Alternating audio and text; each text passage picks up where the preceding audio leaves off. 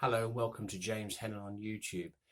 Today I've decided to make a video as a sort of tarot tip to help you when you're doing a reading for yourself or a client or a friend if you're in sort of early stages of learning. So you've got to the point where you've got to a good level of understanding with the meaning of the 78 cards, both major and minor. But you're getting to the point now where you're laying cards out and you're trying to give guidance or advice to a friend or a client or yourself. Now, you usually find with readings that there are two types of readings that you're going to really get on a basic level, and that is you're going to get a reading full of cards that are telling you to act and to start looking for ways to progress forward. And the other type, which is what we call an active reading. And then, of course, you get the more passive reading where the cards are encouraging you to look at your options, take your time, consider things. It may not be the right time to make that important move that you're trying to make. Perhaps if you've got an important decision to make, you may be advised to sort of step back and look into things a bit deeper, because perhaps you may not know all the details involved. You might not have all the information, all the facts at hand. Or in some cases, it could just be that it just isn't the right time. You just need to wait for a more optimum time to do something because the timings might be off. Certain parts of the puzzle might not be in place quite yet. That's not quite so common, but usually it's about either acting in an active way or being passive and reflecting. So the key thing to do is to lay the cards out and have a look and see what you've got.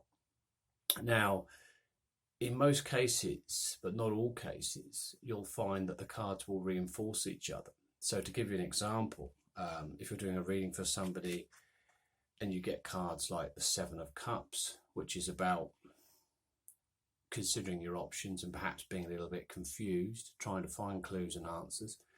And then you get cards in the same spread like the Hermit, which is definitely a passive card because he's not moving. He's trying to find his way. He's reflecting. He's not actually completely sure what he's doing, completely sure where he's going. He's taken the time to find where he's going, though, which is the most important thing. Or you may have also a card like the Two of Swords, which is about decisions that you're having trouble making, either because you can't see the answers yet or you're not prepared to. Perhaps you're closed off from the situation, so you need a bit more time to think things through. Perhaps the options are too close and you haven't got all the information, whereas they would be good reinforcers. But if you had a reading that perhaps was full of cards like the Chariot, the Knight of Swords or the Chariot, then this could be telling you that perhaps it's time to really start progressing with what you're trying to do. Now is a good time to act, to be focused and determined and to move on what you're doing. And obviously, if you have the Knight of Swords, then yeah, as long as you've thought things through to a certain degree, it's time to act. It's an optimum time. Also, if you get a card with aces in, this is the start of something new. It's a good time to start something new, especially if you've been sort of procrastinating over doing it, or you've been a bit fearful or a bit unsure of your next steps, so to speak. So if you get lots of cards of the same ilk, which are passive cards, then it's telling you that, yeah, it's not wrong to try and move forward, but you might need to gather that extra information, get that insight, perhaps enlist the help of a trusted individual, an expert or a trusted friend who could give you some guidance and insights that could help you to find the right way forward. I mean, it's not quite as simple as that, because there are lots of different types of passive cards. Like, for instance, the Hangman asks you to look to get the right perspective, perhaps, to turn things on its head and to start looking at situations in a slightly different way, which will give you more insights. And by waiting, you then start to get the viewpoint that you need that's going to help you. Perhaps you just need to suspend activity for the moment, give yourself the time to find the answers.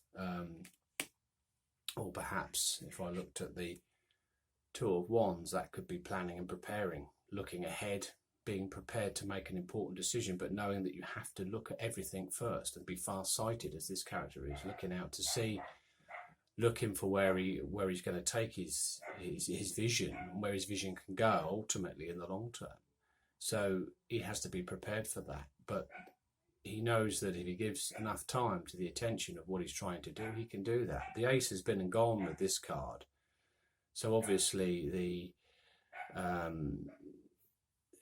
the ace is behind him, and he's got the second one now, so he's sort of weighing up where he's going to go. So that might be what you need to do. You might need to sort of think through things through, plan and prepare where you're ready to go. So the passive side of things is telling the time in readings, and it's so important to look at that. You will get readings where you get some active cards and some passive cards. There may be an equal amount of both, which could mean that the person you're reading for is in a bit of conflict. They're undecided on what they're trying to do next. So in which case you need to work through what's stopping them from acting, or what do they need to look at to find the answers. But the tarot normally, on a whole, will normally have more of one type of card than the other. Of course, with any steps that we take in life, it is always good to make sure we're in a knowledgeable position. So perhaps if there's a presence of a lot of kings in the reading, that could mean the sense that if they're not well placed, if they're in the early stages of the reading, then perhaps you need to be starting to look at how you can gain the necessary knowledge and insight and information to put yourself in that stronger position to move forward. Whereas if they're at the end of the reading, perhaps in the near future or the conclusion of the spread, then you know that you've gained that necessary insight from an individual, or you've learnt it, or you've studied it, or whichever way you've attained it, and you've obtained what you need to move forward.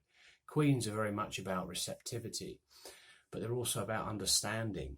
You have to have a good understanding again to be able to move forward, and you have to be patient, as queens are also very patient, reflective, and looking inside for the answers, a bit like the hermit. But it depends on the suits, of course. You have to add the suits to that. You've got the cups and the pentacles, the wands, or the swords. So it's the differentialities are very much different as you move through things.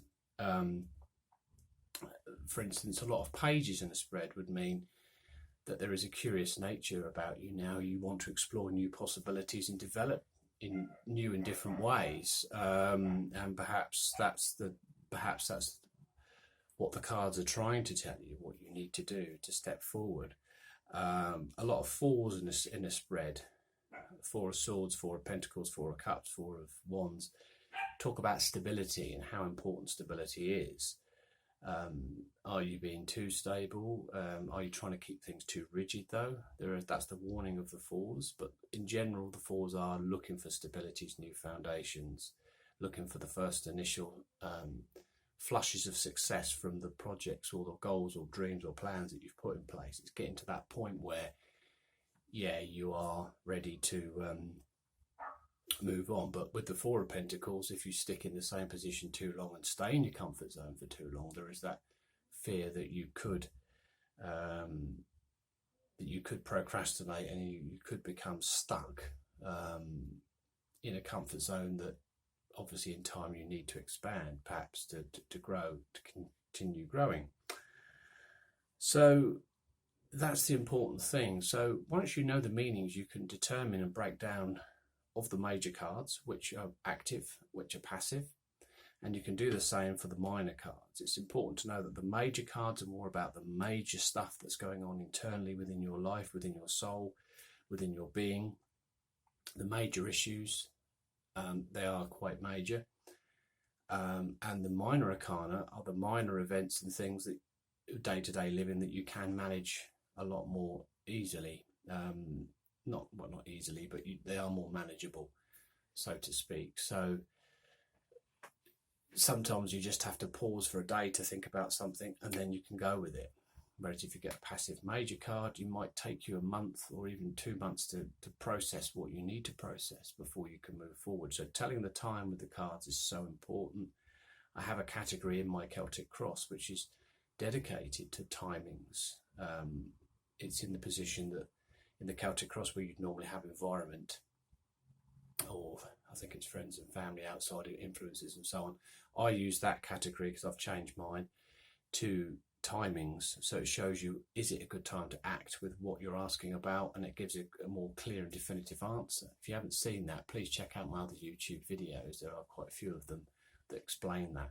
I'm going to do more videos on timings because it's so important when you're reading for somebody that you can give them the information about if they should think things through a bit more, give more time to what they're dealing with, or whether they should throw a little bit of take a calculated risk and throw a caution to the wind and actually go for it. You know, for instance, as I keep saying, an ace in a spread or a page can symbolise it's time to think of new ideas, come up with new concepts and go in new directions, look for new beginnings, whereas a death card can mean the end of something, time to cut your ties with something. It could be a relationship or a job, or it could be a lifestyle, way of living. It could be considering any sort of thing that's of major importance, closing a chapter and then looking at new avenues to explore. So I hope this has been of help to you and of interest to you. I would like to hear from you, so if you've got some comments, please drop them below. And if you've liked the video, please give us the thumbs up. I'd appreciate that. And don't forget to share the video if you know people that are also interested in learning the tarot. That would be great. And until the next time, keep safe, and I'll see you soon. Bye bye.